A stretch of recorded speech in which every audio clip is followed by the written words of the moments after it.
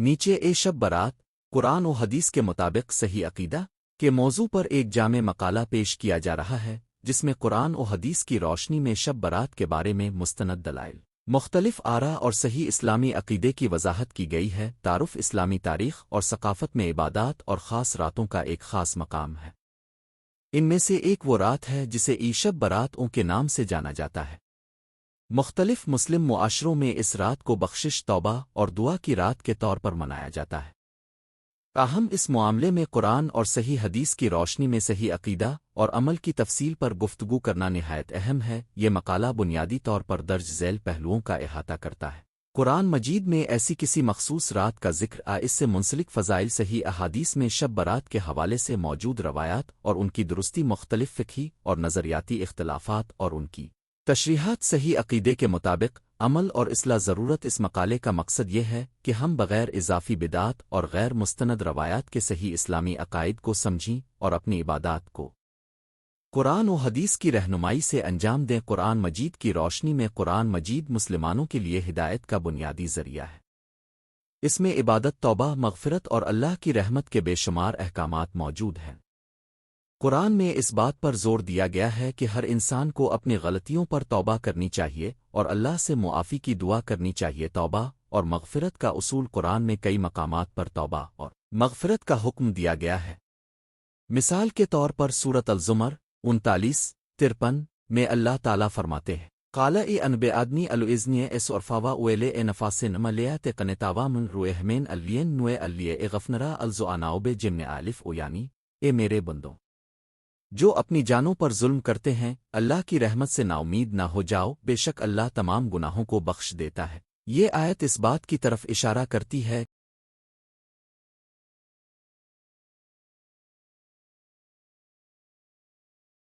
کہ اللہ تعالیٰ ہر لمحہ اپنے بندوں کی توبہ کا انتظار کرتا ہے اور انہیں بخشش عطا کرتا ہے، نہ کہ کسی ایک رات کو مخصوص کر کے کسی مخصوص رات کا تذکرہ۔ قرآن مجید میں کسی ایسی مخصوص رات کا ذکر نہیں ملتا جسے شب برات کے طور پر منایا جائے۔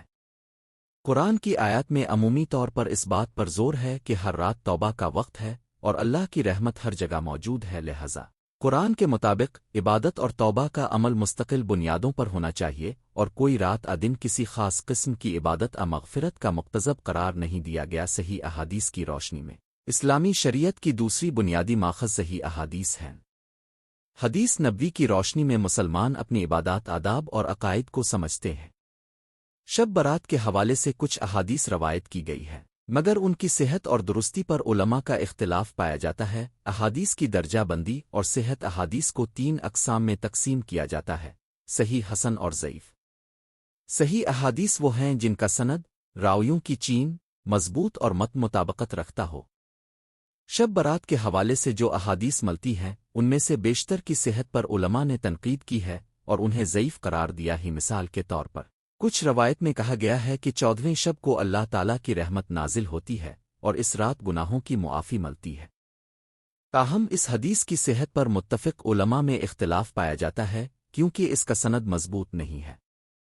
اس کے بجائے صحیح احادیث میں اللہ تعالیٰ کی رحمت اور توبہ کے مواقع کو ہر لمحہ بیان کیا گیا ہے، جیسا کہ پیغمبر اکرم نے فرمایا: وہ آلوا بینن ادم خیتویاک اوے خیرا الخیتویانیے التوے آبابنے، یعنی تمام آدمی گناہ کرتے ہیں اور بہترین گناہ کرنے والے وہ ہیں جو توبہ کرتے رہتے ہیں۔ یہ حدیث ہمیں یہ پیغام دیتی ہے کہ توبہ کا دروازہ ہر وقت کھلا ہے اور کسی ایک رات کو خاص قرار دینے کا کوئی ٹھوس ثبوت موجود نہیں ہے۔ شب برات کے حوالے سے روایت اور اختلافات: بعض احادیث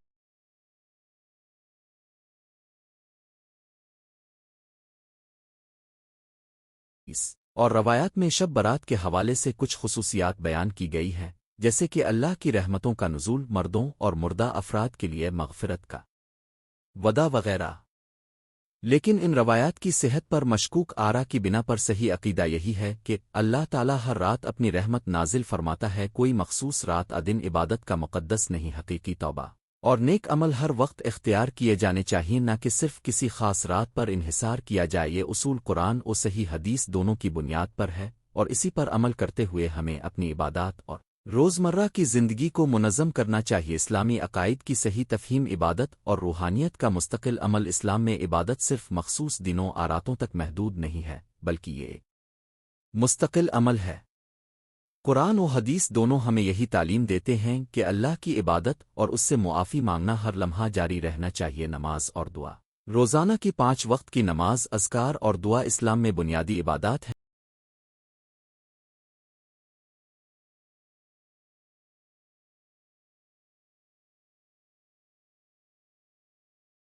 जिनके ज़रिए मुसलमान अल्लाह से राबता कायम करते हैं। तौबा और इस्तिग़फ़ार। हर वक्त अल्लाह ताला से मुआफ़ी मांगने और अपनी गलतियों पर नादिम होने का अमल ही सही इबादत है। बिदात से बचाओ। इस्लाम में बिदात को कबूलियत नहीं दी जाती। बिदत यानी कि ऐसी नई इबादत और रसूमात जिनका कोई सबूत न हो और जो रसूल अल्लाह की संत से मुनाफी हों। शब बरात के हवाले से भी ये सवाल उठता है कि आया इस रात की इबादत को ख़ास मकाम देना बिदत तो ना मुसलमानों है का मौक़िफ़। ज़्यादातर अहल इल्म और फ़ुक़हा इस बात पर मुत्तफ़िक़ हैं कि शब बरात की रात को मख़सूस इबादत और मग़फ़िरत का वक्त करार देना एक सकाफ़ती रवायत है जिसका ठोस सबूत कुरान और सही हदीस में मौजूद नहीं। सही अक़ीदा यही है कि हर रात अल्लाह की रहमत का वक्त है और कोई रात ख़ास नहीं, बल्कि हमें हर दिन अपनी इबादत और तौबा को जारी रखना चाहिए। फ़िक़ाऊ इख्तिलाफ़ात और उनकी वजूहात। मुसलमानों में शब बरात के हवाले से मुख्तलिफ फ़िक़ही आरा पाई जाती हैं। कुछ उलमा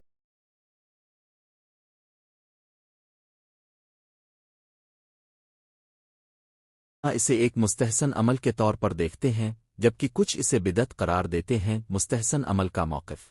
इन उलमा का ख़याल है कि अगरचे शब बरात का ज़िक्र कुरान में नहीं मिलता, लेकिन कुछ रवायात की बना पर इस रात को इबादत और दुआ के लिए मख़सूस करना एक नेक अमल है। बिदत का मौक़िफ़। दीगर उलमा का कहना है कि अगर कोई चीज़ कुरान और हदीस में मख़सूस न की जाए तो इसे बिदत करार देना चाहिए।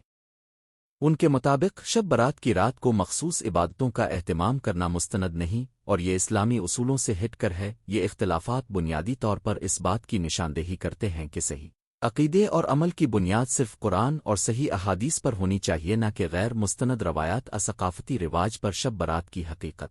इस्लामी तनाज़ुर में शब बरात की तारीख़ और जोग्राफ़ियाई फैलाव। शब बरात की रवायत कई सदियों से मुख्तलिफ मुस्लिम ममालिक में मौजूद है, ख़ास तौर पर जनूबी एशिया, तुर्की, मशरिक़ वस्ता और शुमाली अफ़्रीका में इस रात को मुख्तलिफ तरीक़ों से मनाया जाता है। सक़ाफ़त असरात। बाज़ इलाक़ों में शब बरात को ख़ुसूसी इबादत, मसाजिद में दुरूस और तहज्जुद की नमाज के ज़रिए मनाया जाता है।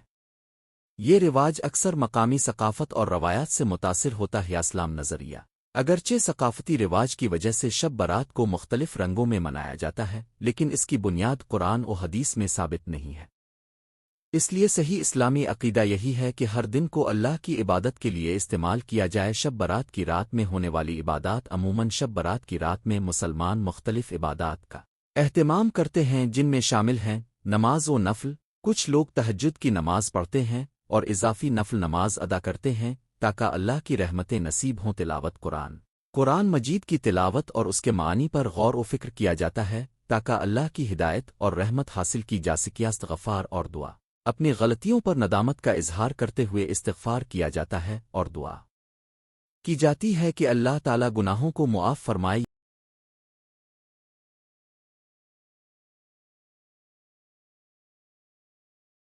ये इबादत दरअसल हर मुसलमान के लिए हर रात मुस्तहब है और कोई ख़ास रात उनके लिए मख़सूस नहीं है। सही अक़ीदा के मुताबिक अमल। सही इस्लामी अक़ीदे के मुताबिक इबादत और तौबा का अमल मुस्तकिल बुनियादों पर होना चाहिए।